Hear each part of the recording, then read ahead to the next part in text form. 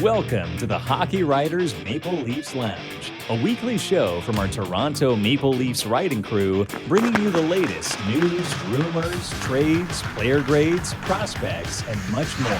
From training camp to the playoffs, from draft day to the trade deadline, our team covers everything that happens with the blue and white. Come on in and pull up a chair. Welcome to the Maple Leafs Lounge. Hello and welcome back to the Maple Leafs Lounge. I am your host, Peter Baracchini, and I am joined by my colleague over at the Hockey Writers, and you may remember him.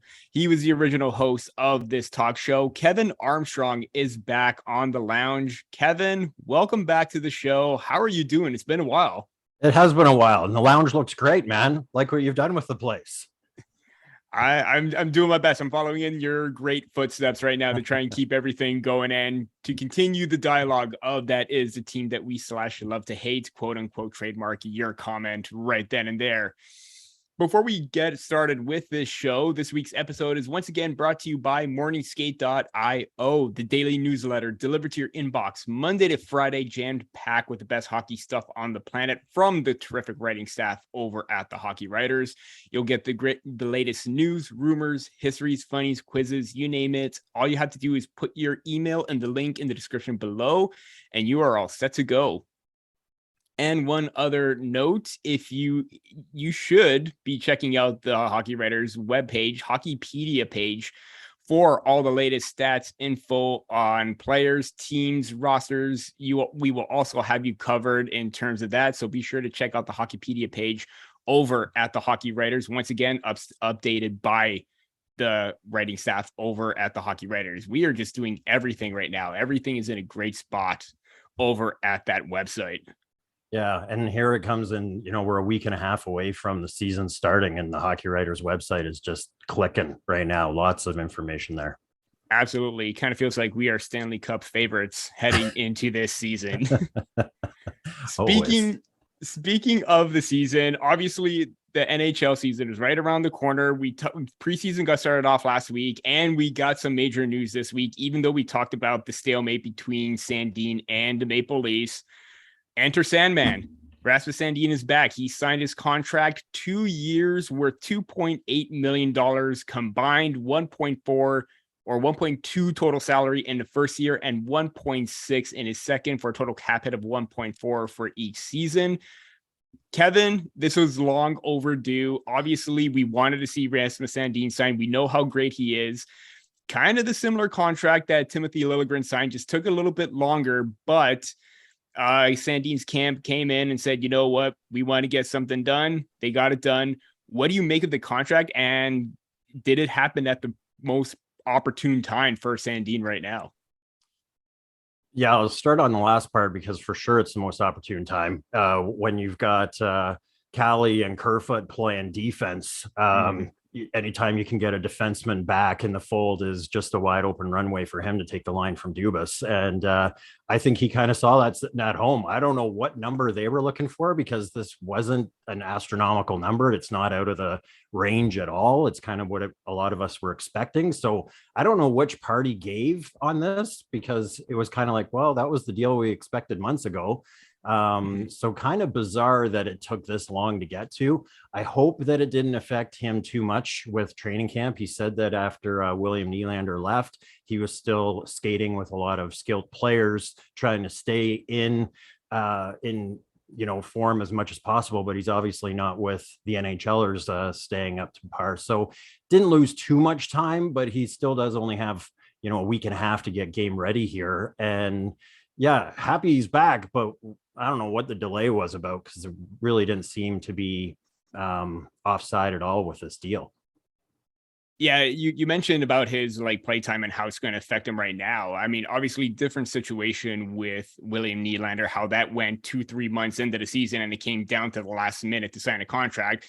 This is kind of that Mitch Marner thing, midway through camp, preseason, got a deal done finally.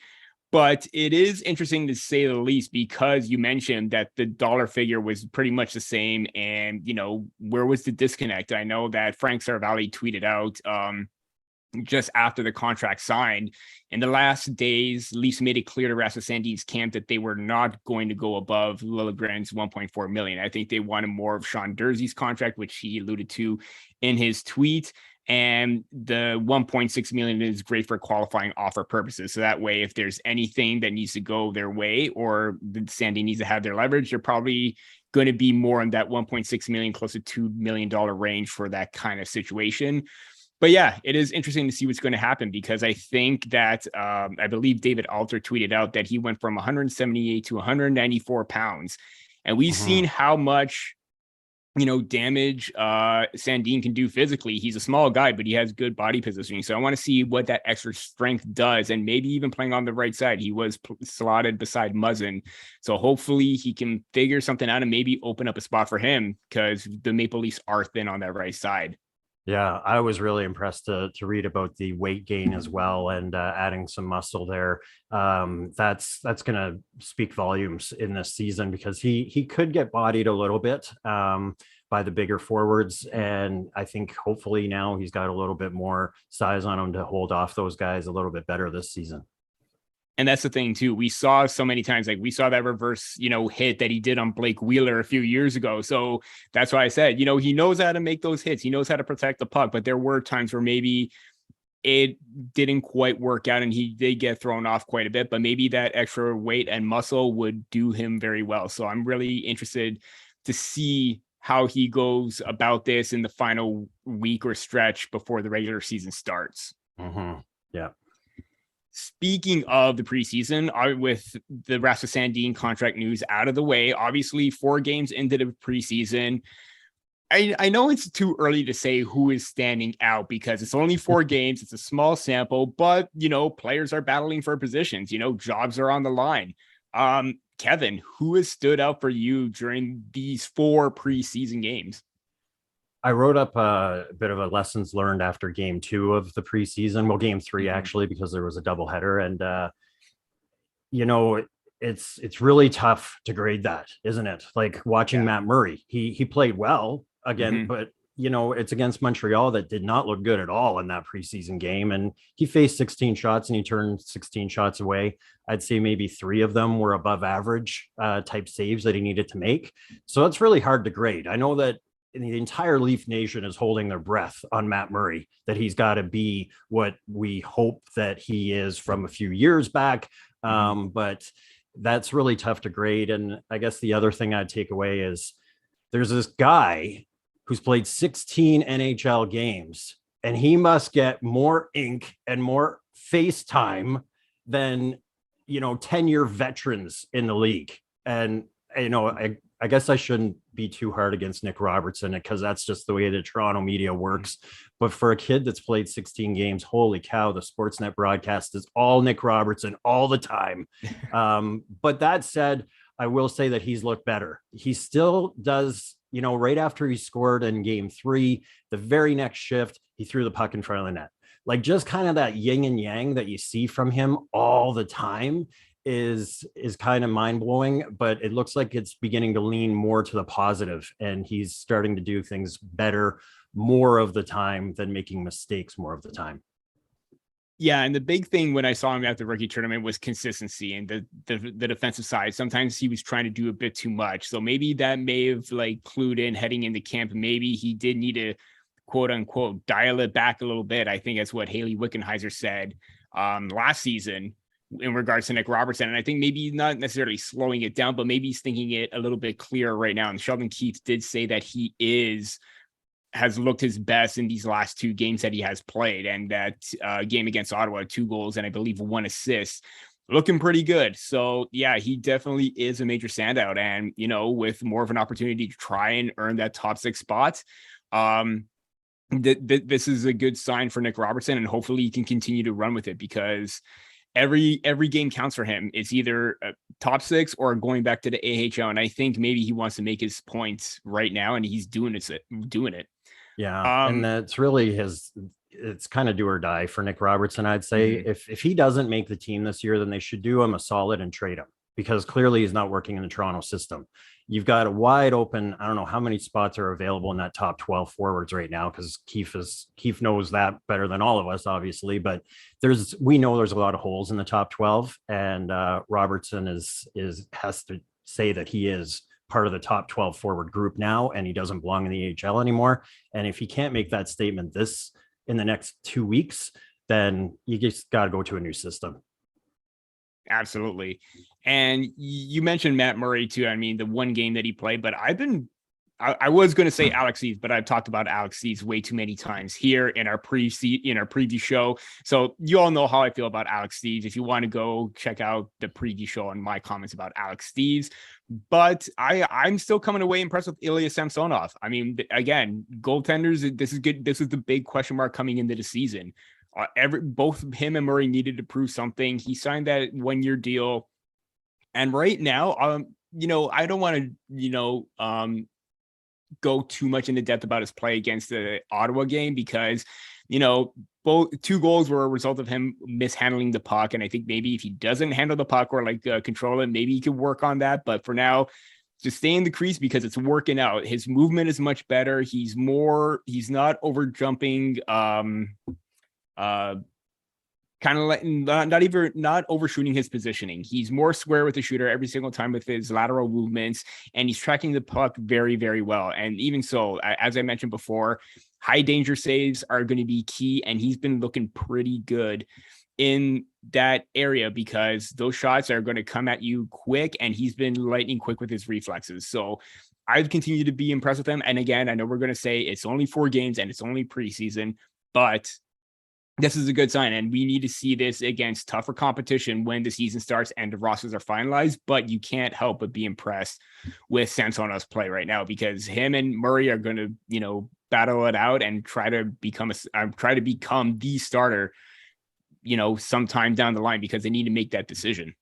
Yeah, and I think that says a lot. Keefe talked about the coaching play with Sanford back there now, like new goalie coach in Toronto, and Keefe said that both goalies, all the goalie group has been really responding well to Sanford, and those 2 guys working on the positioning and all that, because as we talked about in the preview show, it's going to be cardiac arrest time anytime Samsonov is in net, because he does kind of flop around like a fish. If he can stop doing that and kind of play a little bit more steady, might be a little bit, obviously be entertaining to watch that type of play, but not if you want to be consistently winning. So hopefully we see some Sanford's kind of coaching style come to light there. That poise and stability is going to play very well, because you hardly see any goaltender. I think with the last time that was making desperation saves nonstop was probably Tim Thomas back when the Bruins won it. So you hardly see any goalies do that anymore. They're more structured, they're more positionally sound, and I think Samsonov is getting there. And that was one of our talking points, but we probably covered that already. So we're just going to get into our next one. Competitiveness. I mean, the work ethic from the Maple Leafs. I think last season we saw that with the 4th line. We saw that with teams like Tampa Bay, Colorado. I'm going to throw in Carolina, because Carolina's work ethic was still pretty decent down the stretch. Does this Maple Leaf team have what it takes to be more competitive? And I think I know what you're going to say, but given the line that we saw of Nick Aube-Kubel and Zach Aston-Reese as sort of like that top line in that game against the Ottawa Senators, they're just the type of work ethic and competitive nature that this team needs. Are they there, or are they still trying to figure things out before we can say that, they have that aspect down packed? I'll surprise you on this. I think they're there, and I think Keefe has always been the guy that has work ethic. Because if you go back a few days, he blew the practice dead, and he called all of them in and said, he said quite a few words that we will not repeat, but basically get your butt in gear. And he wasn't going to have this type of lackadaisical practice. And he hasn't had to call them in again since then. And I think especially with this forwards group, man, that's a competitive pile of guys that are all very similar, and they've got to prove that they have what it takes. So they have to be competitive in camp, and that competition level, I think, is really going to carry over to the regular season as well. That's obviously what Keefe wants. And I really do think Keefe has always had that work style ethic. It's just he hasn't had the players, and especially the fourth line, that have held them in the game when he really needed that extra help to give the top guys a little bit more bench time to grab their breath. So I think the competition level is there. It's just a matter of the consistency level at this point. And definitely the signing of Abe Kubel and even the PTO of Zach Aston-Reese, I think it's only a matter of time before they sign him, because he's looked really good. And having that mix of speed, physicality, obviously the offensive production may not be there, but when they do, they're going to make it count. And I believe Abe Kubel scored one of the goals, and Zach Aston-Reese was in there. You have to also look at the depth of the players that follow behind them. I know that Pontus Holmberg is showing that, work ethic and competitive nature, although maybe not as physical. He's showing the smarts. Steve's, as I talked about, but Bobby McMahon, who has looked really good in camp. Obviously, maybe not be as productive, but again, the energy and the ability to drive the net with his speed is evident. And we saw why he was a major standout as a rookie with the Toronto Marlies last season. So it's sort of like a trickle down effect where some of the younger players are taking note of the veteran presence of, obviously maybe not so much of the stars right now because they're not getting as much game time. They want to figure out who's going to be battling those, open roster spots. But you could get a sense that everything is having that trickle down effect with the younger players. And that is great to see, especially in the instance where they need to call one of these players up. They know who they're going to go to, and they probably have their reserve list on standby just in case. Yeah. And I do think the physical play that you mentioned with those players, that really does have the trickle down effect, because we know that they're throwing their body. They've got to make this team. So they're throwing the grit all over the ice right now with those guys. And that makes, quote unquote, softer players get hard pretty fast, because they're getting whacked in practice a lot. And especially by guys that are just trying to make a name for themselves, show themselves in this new system that they're rehearsing for, right? These parts. So I think that's benefited the entire team to have more grit, even in practice and tryouts at this point. Absolutely.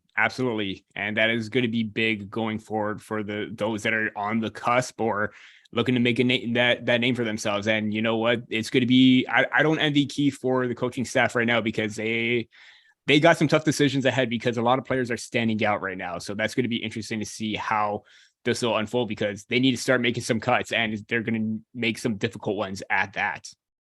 Yeah, and I'm trying to look it up right now because I talked about him, but I think the last name is Douglas. He wears number 50. Curtis Douglas. Yeah. Holy cow.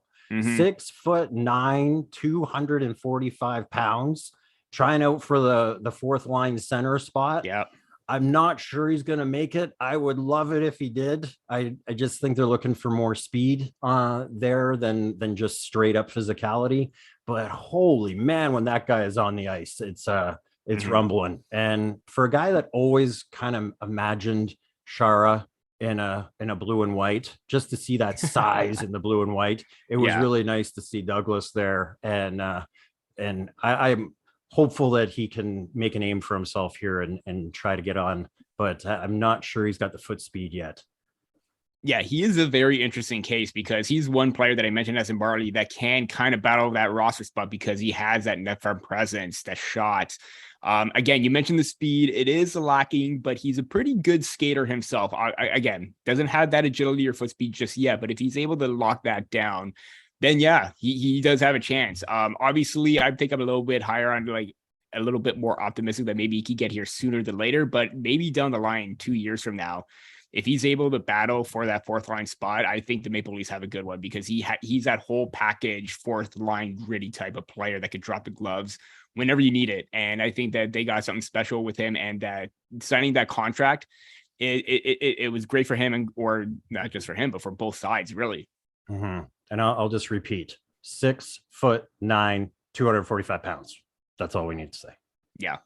And that's a jump ship over to the Red Wings, but they got a big skater who's 6'8" and Elmer Soderblom, and he's looking fantastic himself. So, I guess we could put the rest to that. Maybe players over 6'5" are maybe not that slow or not that quick, because hey, who knows what can happen with a little bit of work and a little bit of practice. Mm-hmm.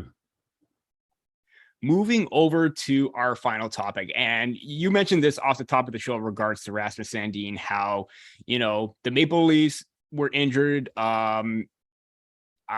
Jordy Ben had a little bit of a, scatterbrain there for a second. Jordy Ben and Carl Dahlstrom, who were out in that first period, and they needed to make a move because they couldn't play the game with just 4 defensemen. So they put back Calle Jarnkrok and Alex Kerfoot on defense. 2 of the more responsibly defensively sound forwards that you would want to put in that situation if you need to. Bit of a risk, but it kind of paid off for Sheldon Keefe because both of them looked pretty decent. Obviously, some hiccups here and there because you're not used to defense, but the defensive minding and positioning was.